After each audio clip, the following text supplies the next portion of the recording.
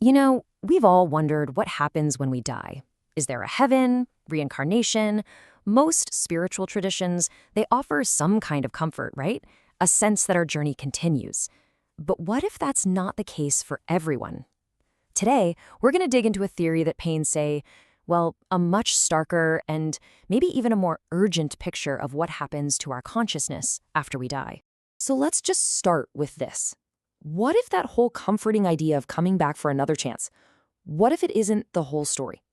What if, for the vast majority of us, it's not the reality at all? This is the really provocative question at the very heart of the theory we're exploring today.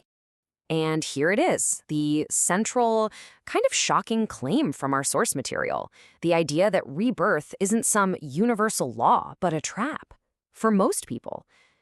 That one sentence just turns a ton of conventional spiritual thinking completely on its head.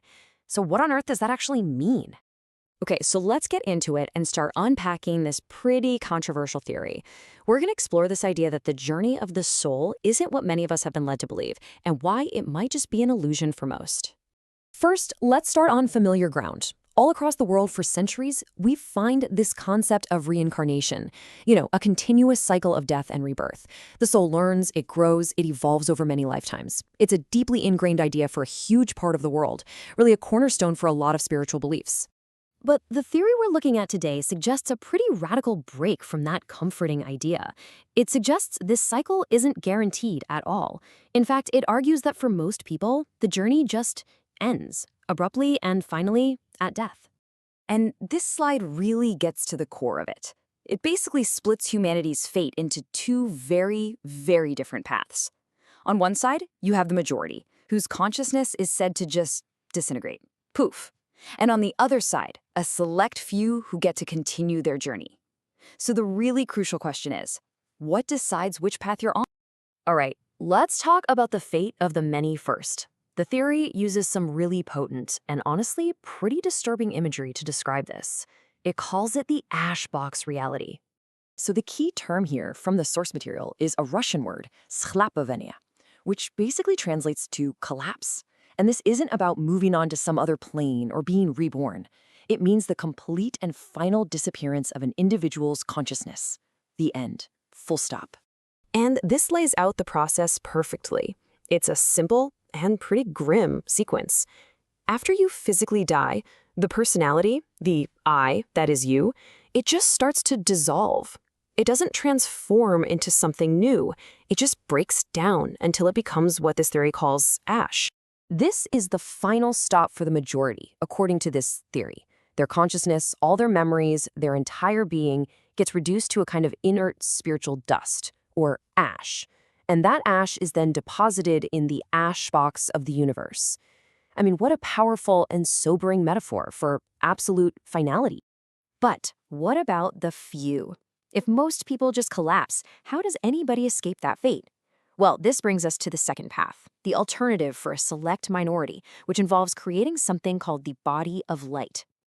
The body of light, or telosvieta in the original text, isn't described as something you're born with.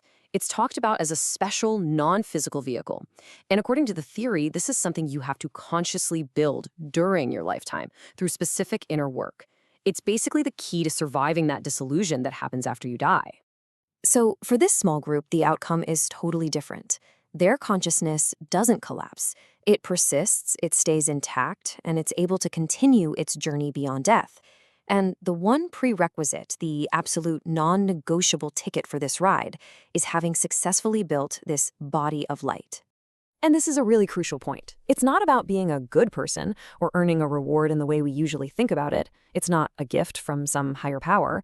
In this way of thinking, it's more like a matter of spiritual engineering. You either build the vehicle you need for the journey, or you don't. Life becomes less of a test of morality and more of a workshop for consciousness. This leaves us with a pretty profound implication, right? If this theory holds any water, it completely reframes the entire purpose of our existence. It's not presenting one universal destiny, but a fundamental choice between two very, very different outcomes. And this slide just lays it all out, side by side. For the majority, the outcome is annihilation.